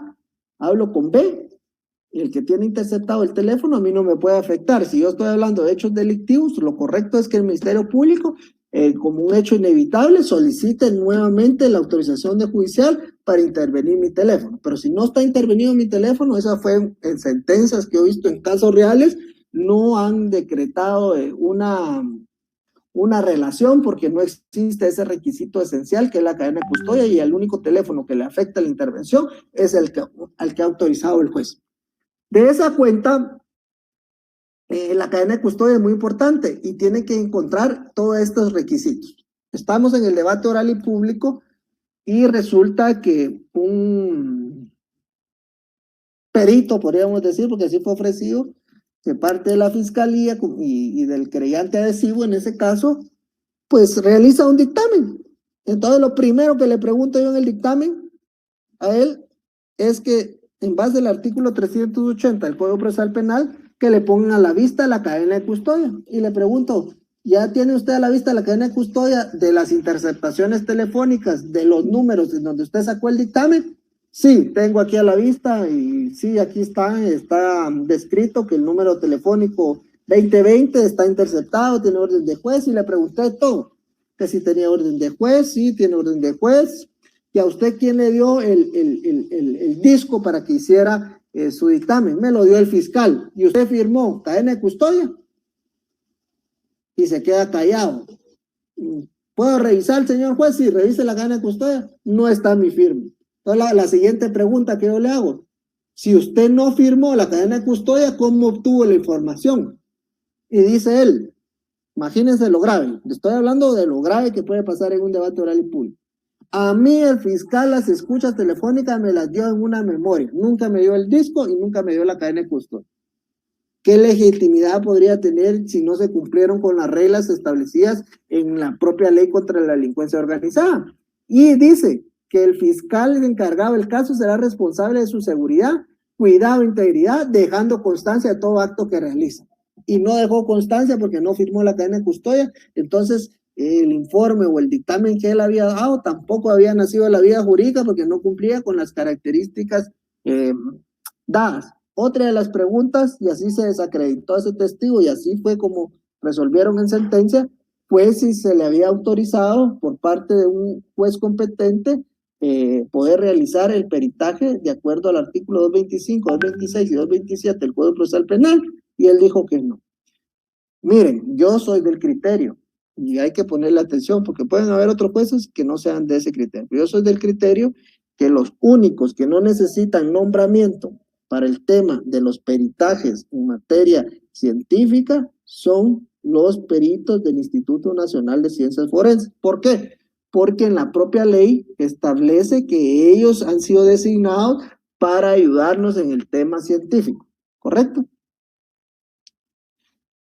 Todos los demás que quieran intervenir en el proceso, en el artículo, no sé si estoy mal, 226 o 227, por ahí lo pueden buscar, del Código Procesal Penal, dice que el juez debe juramentar a los peritos, ¿verdad?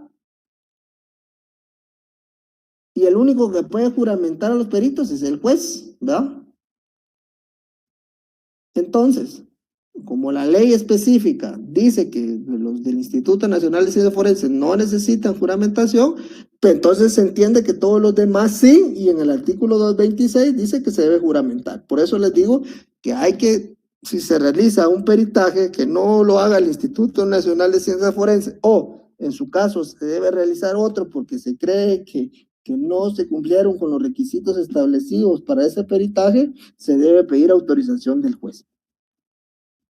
Entendemos esa parte y entonces la cadena de custodia es muy importante. Esas dos cosas nos ayudó a desacreditar a esa persona y ganamos el caso.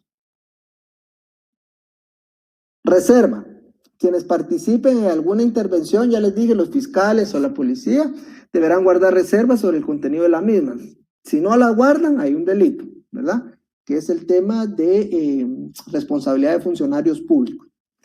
¿Qué es el cotejo de voces? Fíjense que este cotejo de voces, yo no tenía mucha experiencia tampoco en el tema de cotejo de voces hasta después. Adquirí cotejo porque no hace mucho que lo realiza el Instituto Nacional de Ciencias Forenses. Antes recuerdo cuando estábamos en la Fiscalía contra el Crimen Organizado, no había ese cotejo de voces. Perdón, se realizaba a través de... En México, recuerdo yo que estaban los peritos y pues se hacía a través de asistencia legal mutua y se realizaban esos peritajes. Muchas veces tenía sus consecuencias porque había que tener los pases de ley y bueno, y eso no es tan rápido. ¿Qué veracidad podría tener también ese dictamen? Bueno, al final queda un poco complicado. Pero ahora ya el Instituto Nacional de Ciencias Forenses ya lo tiene. Este tema también es un poco complicado y les voy a explicar por qué. Porque el cotejo de voces necesita la voz de ¿quién? Pues de la persona, ¿verdad? Que deben de comparar alguna escucha telefónica. Les voy a contar un caso rápidamente y para que quede claro en el tema del objeto de voz. A mí viene mi cliente y me llama y me dice, mire, Lick, fíjese que estoy detenido, me dijeron, y necesito sus servicios profesionales. ¿Será que puede venir aquí a la cárcel? Sí, con mucho gusto.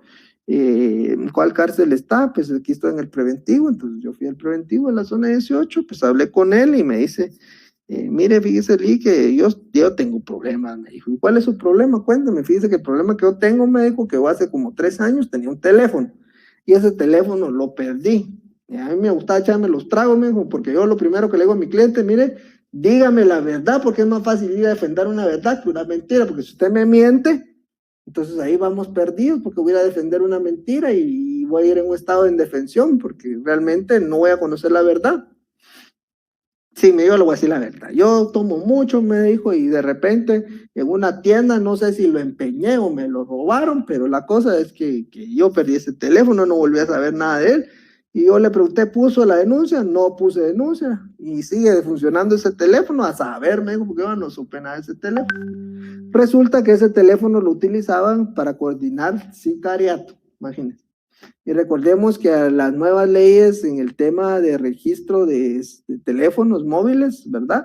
Se debe poner un DPI, y firmar una solicitud, y firmar un contrato. Bueno, entonces, las compañías de teléfono, que prácticamente ya tenemos 2 nada más, porque Claro compra Telefónica y pues Tigo, solo Claro y Tigo existen. Entonces, pero En aquel tiempo, no, si no recuerdo, era Telefónica, no me recuerdo qué marca de teléfono era, pero no había puesto pues la denuncia. Entonces mandan a pedir toda la información a las compañías de teléfono y empiezan a ver todo ese tema de los teléfonos. Y resulta que Juan, por ejemplo, era el dueño de ese teléfono, no había, y con base a ese requisito, que creo que también no investigaron muy bien porque hubieran investigado a fondo, pues capturan a mi cliente porque lo llevaron a individualizar porque el teléfono estaba a su nombre. Y como no existía una orden de robo ni desactivación de ese número, pues prácticamente a él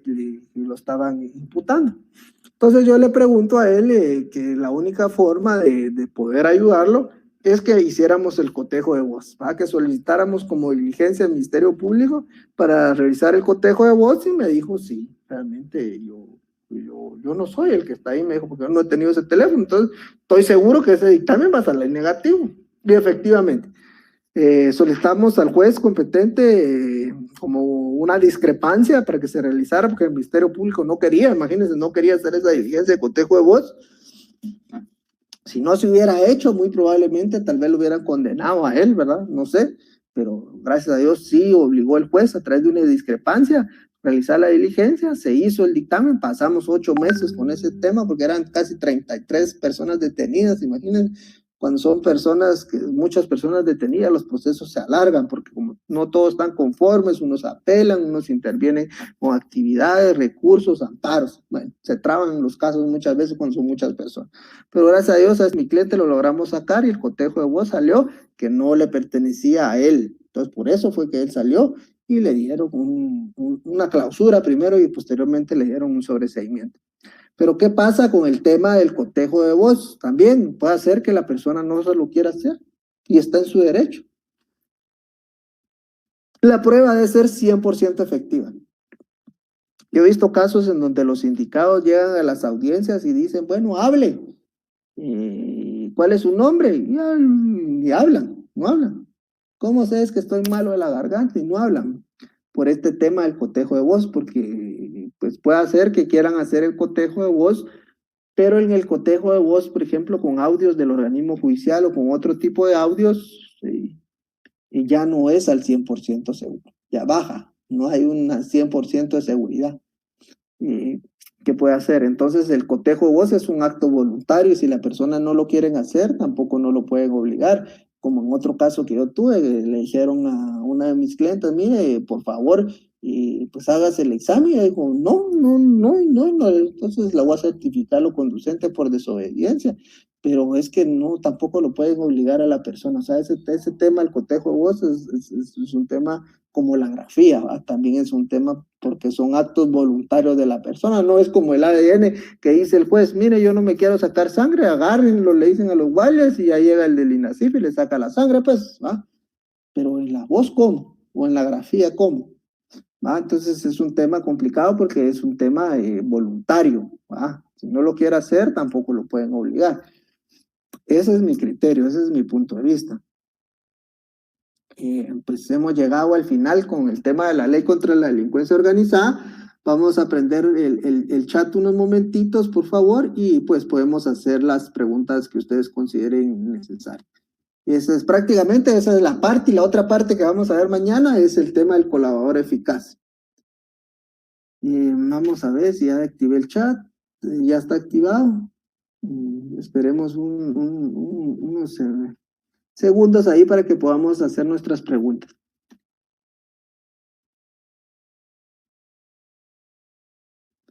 Bueno.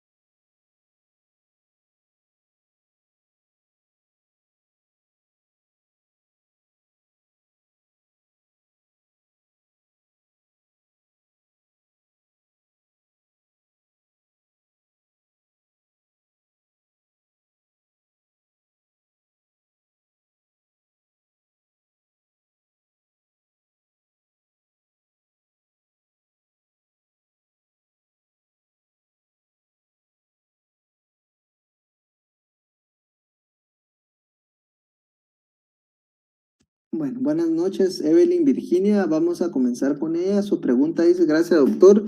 Si alguien es obligado al cotejo de voz, ¿puede denunciar ese hecho o alegar discrepancias si no le favoreciere? Creo que, mire, pues realmente las diligencias de investigación debe recaer sobre el Ministerio Público. ¿Quién es el encargado de destruir la verdad? Eh, Destruir la inocencia de una persona es el Ministerio Público. En el tema, por ejemplo, de las escuchas telefónicas, se ha alegado mucho que va en contra del tema del artículo 16 de la Constitución Política de la República, pero al final el artículo 24 dice que sí se podrá grabar a la persona con autorización judicial y por ahí está el fundamento legal de las interceptaciones. Si ustedes me preguntan si las interceptaciones ¿qué pasaría? Pues pensaría que va en contra yo también del artículo 16 porque es como una declaración en contra de sí mismo y recordemos que eso del proceso penal eh, no debería influir las declaraciones de uno mismo ni para inculparlo ni para exculparlo. Eso relacionado a ese tema. Creo que si se hace el tema del cotejo de voz, tiene que haber un consentimiento de la persona y después no puede alegar que no fue así. Entonces, lo recomendable es ver el caso, analizarlo pues uno realmente no está obligado a realizar todo aquello que la ley prohíbe. Nadie lo puede delegar a incriminarse a uno. Esa sería como que mi respuesta. Pero ya hecho el dictamen, ya no se puede alegar porque tuvo que haber dado el conocimiento, hacerse las pruebas, pues, y esas pruebas que se hacen en el cotejo de voz no es una prueba de que hable ahorita y diga carro rojo con parrilla arriba, pues no es eso. Ahí le ponen a hacer varias pruebas de sonido y pues se tarda su tiempo, no es tan fácil. Entonces sí tiene que haber un acto de voluntad. Ahora, si no se lo quiere hacer, pues dicen, no, pues entonces el Ministerio Público tendrá que probar esa situación de otra forma porque es el ente encargado. Yo lo miro desde ese punto de vista. Eso tampoco podría ser como obstrucción a la justicia, ¿no? Porque uno no puede hacer las cosas que le incriminen a uno, ¿verdad? Eso es mi punto de vista. En el MP queda el original del disco duro de las grabaciones, escuchas, porque a veces el MP corta la conversación solo donde le conviene. Claro, por eso necesitamos ver y oír las escuchas telefónicas reales, ¿verdad? Y sí deben de llevar los discos, sí deben de ir con su cadena de custodia, debe ir en duplicado. Todo eso es lo que hay que revisar. Si ya llevan un disco con las escuchas, eso no tiene valor probatorio. Gracias, Katy, excelente. Joseline Gómez, excelente, bendiciones, muchas gracias por compartir. MP tiene la capacidad de interceptar llamadas. Sí, el MP puede interceptar las llamadas, lo único que necesita son las autorizaciones judiciales en el tema de, por ejemplo, hablemos del tema del ringtone, antes el tema del teléfono con PIN, sí podía intervenirlo, pero necesitaba autorización judicial de la casa matriz. Hay un proceso, ¿verdad? Hay un proceso en el tema de autorización, que todo debe contar con autorización judicial, ¿verdad? Eso sí, puede interceptar cualquier cosa siempre que haya autorización de las casas matrices con autorización de juez competente. Pamela, me quedé con ganas de seguir escuchando más sobre el tema. Pues mañana vamos a continuar. Es que ya no había más que hablar de la ley contra la delincuencia organizada. Son muchos artículos, pero realmente traté la manera de resumirlo en el tema que podamos entender. El tema de las entregas vigiladas, el tema del agente encubierto y el de las escuchas, que es el que más funciona, ¿verdad? Y el tema del delito que regula a los funcionarios, el de obstrucción y como el de funcionarios públicos y la cadena de custodia, ¿verdad? Son temas que traté de la manera. Ya mañana vamos a ver el tema de colaborador eficaz, que es un poquito también largo, ¿va? Entonces esta clase la dividimos en dos. Buenas noches. En el caso del expresidente Otto Pérez Modía, ¿tenía goce ante juicio como pudieron interceptar las llamadas o están en el rango de interceptar a sus contactos para escuchar esas conversaciones? No, yo pienso que en el tema de Otto Pérez Molina, sin entrar en polémica de política o que yo estoy a favor de él o no estoy a favor de él, no, yo creo que nosotros tenemos que estar a favor de lo que dice la ley, no cómo la podamos interpretar. Y la ley es clara. A la única persona que le puede afectar la interceptación telefónica es a la persona que está autorizada por juez competente. Esa es la única. En el tema de Otto Pérez Molina se volvió un tema más que todo de presión social, ¿verdad? Dieron a dar a la luz pública las interceptaciones, que creo yo que no es lo correcto, porque hay un delito que se llama responsabilidad de funcionarios públicos. Pues pasó, yo no tengo conocimiento tanto del caso del expresidente Otto Pérez Molina, pero creo que a él sí no podían intervenirle los teléfonos, no, porque era el presidente, ¿va? Gozaba de su derecho ante juicio, y utilizar una conversación que él tuvo con una persona que aparentemente sí tenía intervenido el número de teléfono, al único que le puede afectar es a esa persona, ¿verdad? Ese es mi punto de vista. ¿Qué opino, Alex, del derecho penal del enemigo? No, yo creo que no es inconstitucional, creo yo, porque pero sí, a veces violenta las garantías constitucionales. Creo que sí es necesario tener leyes que garanticen la desarticulación de estructuras criminales, como la ley de lavado de dinero, la de prevenir el tema de financiamiento del terrorismo, la ley reguladora para la extradición, pues todas las leyes encaminadas a narcoactividad, todas esas que regulan, sí es importante. ¿Tienen rasgos del derecho penal enemigo? Sí, es una nueva tendencia.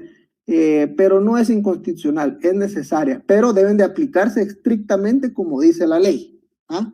No interpretarla como nosotros queramos que nos conviene, dependiendo el punto de vista del Ministerio Público, el querellante o del defensor, no, aplicarla correctamente y no violentar esas garantías constitucionales eh, y que se deben de respetar ante un juez de garantías constitucionales. Esa creo que es más función del juez.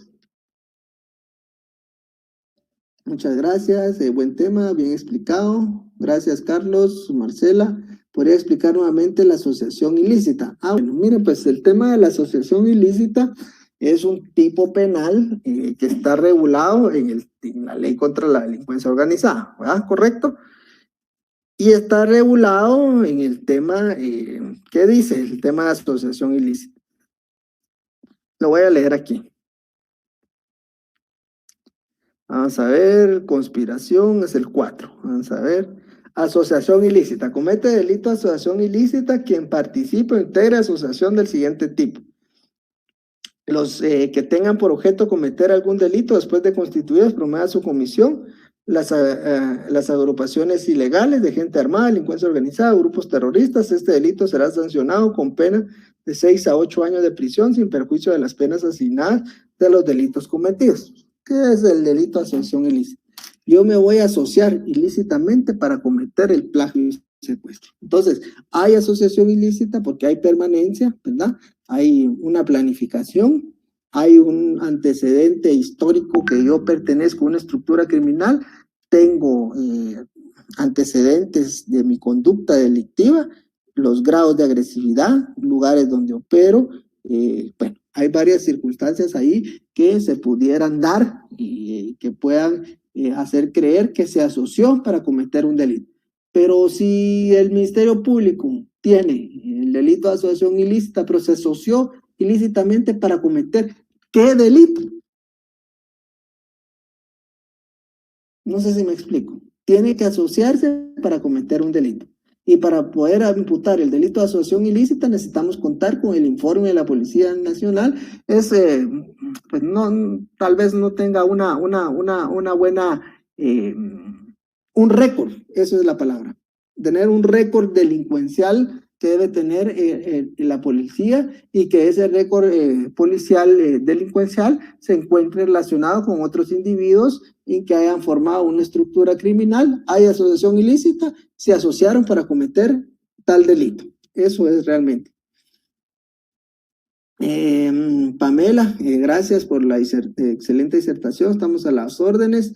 Buenas noches, en el caso del expresidente, ya la leímos, solo esta ley se encuentra regulada las escuchas, sí, es la ley que regula las escuchas telefónicas, que yo tenga conocimiento, es la única que regula cómo es que se deben de interceptar, es la única ley, Mayra. Mirna Elizabeth, buenas noches, licenciado, mi duda es la siguiente, el beneficio de redención de penas por trabajo útil y productivo aplica para los sindicados que establece el decreto 21-2006. Mire, tendría que analizar la ley del sistema penitenciario. Mañana le digo esa respuesta, para darle una respuesta con fundamento legal. Hace 2 años me estaban extorsionando por medio de tomas de redes sociales, me apoyaron por parte de los delitos cibernéticos, hicieron todo lo correspondiente, me pedían una cantidad de dinero, un investigador se hizo pasar por mí para ser el quien negocia con la persona, correcto, eso es lo que hace. Hasta la fecha tengo los números donde me amenazaban, no pudieron dar con la persona exacta, ya que por más que buscaban esto, iba desglosando con varias personas sospechosas y me dieron como solución solo cambiar mi número de teléfono y cerrar cualquier red social. Y fecha, me hubiese gustado saber qué justicia. Sí, ese es el procedimiento que realiza la Policía Nacional Civil. Sí, hay que darle seguimiento, pero lo mejor como medida de prevención es cambiar de números y cerrar las redes, ¿va? Porque uno nunca sabe y como les digo, la información también está a la luz del día en las redes sociales de la gente que nos está alrededor y puede hacer que la mejor medida es cerrar, ¿va? No vale la pena arriesgarse. Buenas noches. Bueno, hemos llegado al final de esta charla. Mañana, primero Dios, continuamos con el tema del colador eficaz. Que Dios me los bendiga. Que pasen una feliz noche.